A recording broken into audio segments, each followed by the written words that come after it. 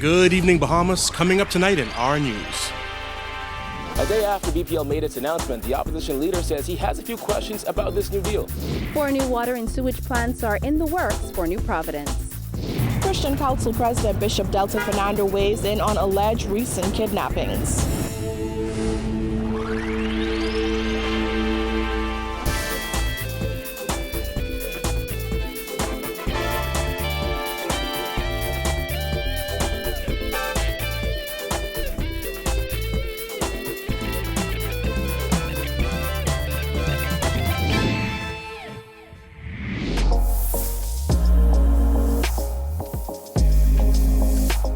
Our news is brought to you by Alive.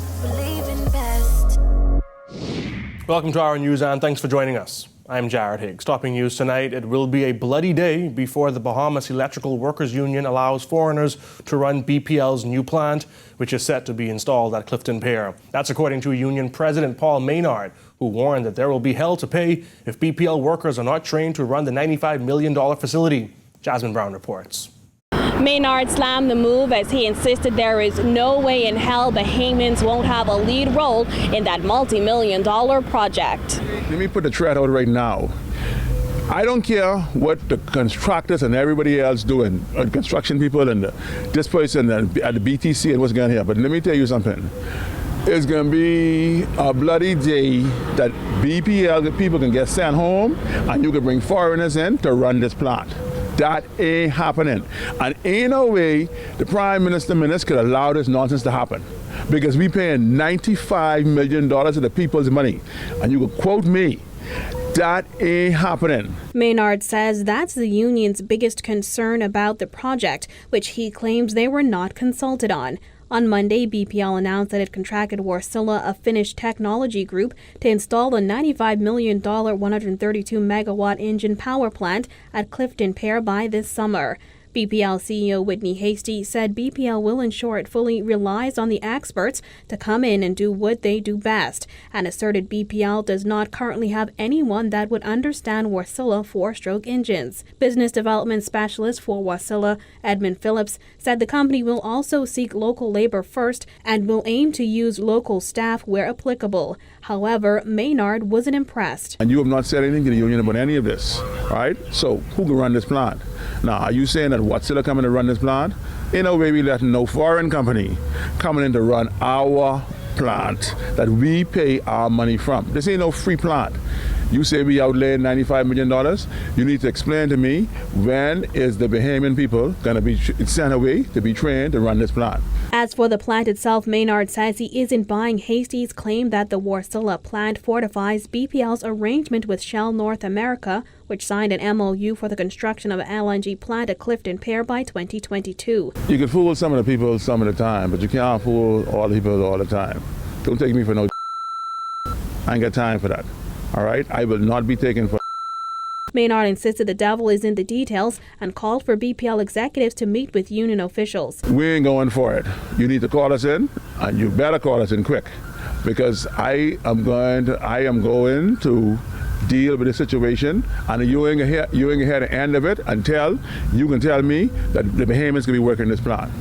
What if they don't call you guys in quick? Oh, you'll know. Country will know. See, we ain't playing this foolishness. Reporting for our news, I'm Jasmine Brown.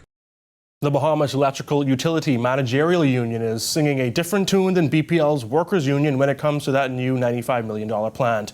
In a statement released this afternoon, BEU-MU President Anthony Christie commended the company on the new $95 million plant, as he says it's a step to build and improve the operation of the company.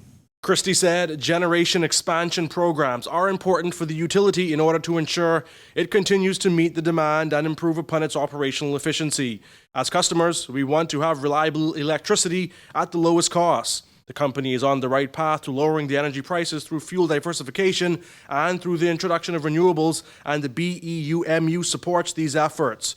While he commended the move to build a new plant, Christie did admit that there are a lot of questions and details to be exposed regarding the Shell agreement and the future of the company, in particular generation operations.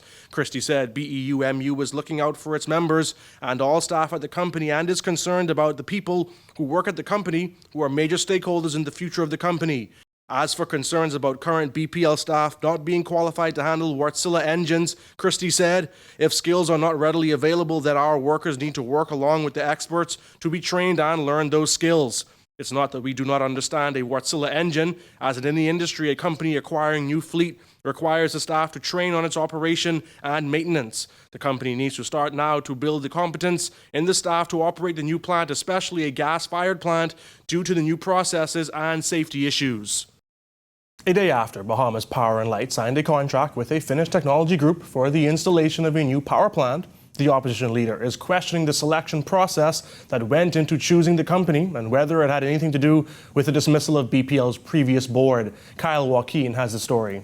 During his monthly press briefing, the opposition leader says he has a lot of questions about BPL's new deal, the most important being who is going to pay for it. I don't think they are confident in their plan. We still don't understand what their plans. The project is worth $95 million and, according to BPL, will be complete by summer 2019. Just a day after the contract was signed, Davis says BPL execs left Monday's press conference without giving answers to pertinent questions. The real question is, where would they be getting the funding to construct this plan? And so they have to be more accountable, more transparent in that relationship. Just last November, BPL signed a memorandum of understanding with Shell North America for an integrated LNG gas-to-power plant. According to BPL CEO Whitney Hasty, Shell North America recommended Wärtsilä for this contract. But the opposition leader said this doesn't clear up questions over the selection process. And so our concern is for BPL to respond to queries about the process for selection of Wärtsilä, the length of time it's going to take for this project to be completed. Davis also questioning whether this deal has anything to do with the dismissal of BPL's previous board. Last year, the entire board was asked to resign following what the minister deemed the board's dysfunction and inability to make a decision on certain issues.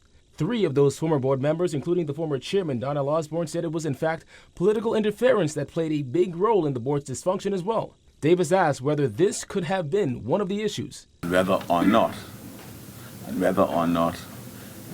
this arrangement is in any way connected to the complaints of the former board that suggested that some impropriety was being engaged in for the process of procurement of additional plants. Public Works Minister Desmond Bannister wasn't present for the contract signing Monday and hasn't spoken on it since. For Our News, I'm Kyle Joaquin.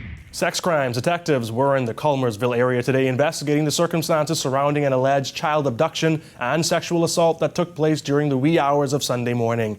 Meanwhile, area residents and the family of an 11-year-old boy who was killed after he went missing more than 7 years ago say a system of alert for missing and abducted children is long overdue.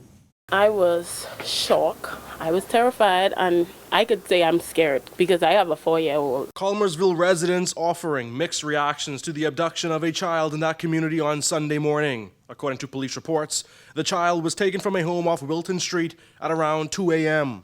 The 8-year-old girl was reportedly found an hour later by a passerby on Soldier Road. It's nothing a mother could ever dream of, or nobody needs to go through that at the end of the day. Family members have told the media that the child was sexually assaulted. However, an officer with knowledge of the investigation told Our News that the child was examined and there were no signs of sexual trauma. Sunday's abduction comes more than 7 years after 11-year-old Marco Archer was abducted while walking to a nearby shop. His body was discovered behind an apartment complex on Yorkshire Drive 5 days later. Visiting Archer's family on Tuesday morning, his mother, Trifemia Meadows, did not wish to speak on camera. However, she told the Nassau Guardian, "It's really hard to see it happening again because I thought it was over. I didn't know they had some more of them, more of these demons out there.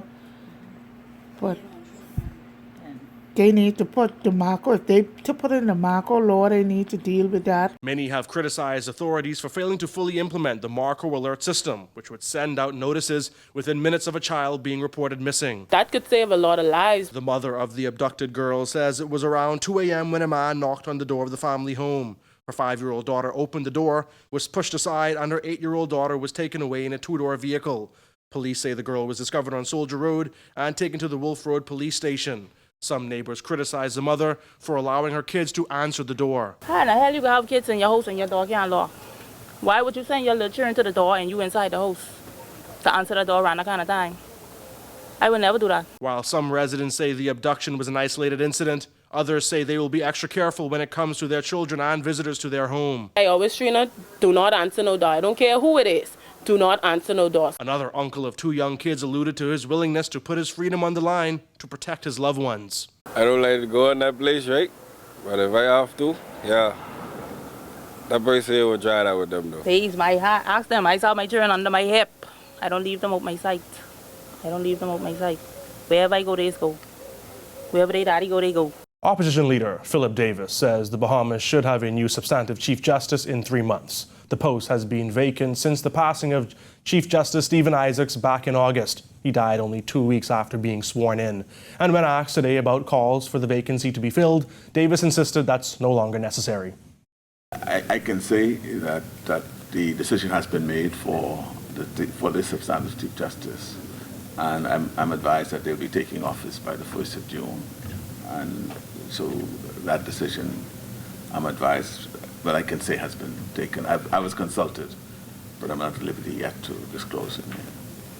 Back in January, Acting Chief Justice Vera Watkins slammed government's failure to appoint a substantive Chief Justice, calling it a challenge for the judiciary in making long-term plans for the future. In other news, Assistant Commissioner of Police Clarence Reckley was reportedly sent home. Reckley is the husband of former Urban Renewal co-chair Michelle Reckley, who was arraigned on 21 counts of fraud-related charges last month. Our news can confirm that Reckley was in fact asked to go on pre-retirement leave by the Commissioner of Police. It depends on how you respond to their request. I know that the directive was sent, and I know that the directive was communicated to him personally by the Commissioner of Police this morning, and how his response to that will engage those, if he decides not to step down, if he decides to challenge them.